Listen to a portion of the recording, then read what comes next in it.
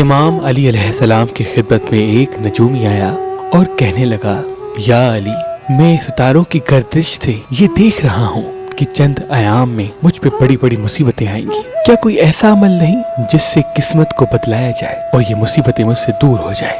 بس یہ کہنا تھا تو امام علی ابن ابی طالب علیہ السلام نے کہا، قسمت کو صرف ایک چیز بدل سکتی ہے، وہ ہے دعا۔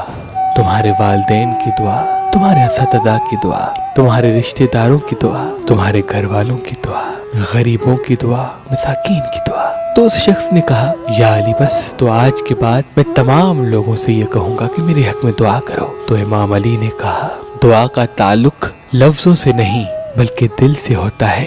تم اپنے اعمال ایسے کرو کہ لوگوں کے دلوں سے دعا نکلے، تمہارا نصیب تبدیل ہو جائے گا۔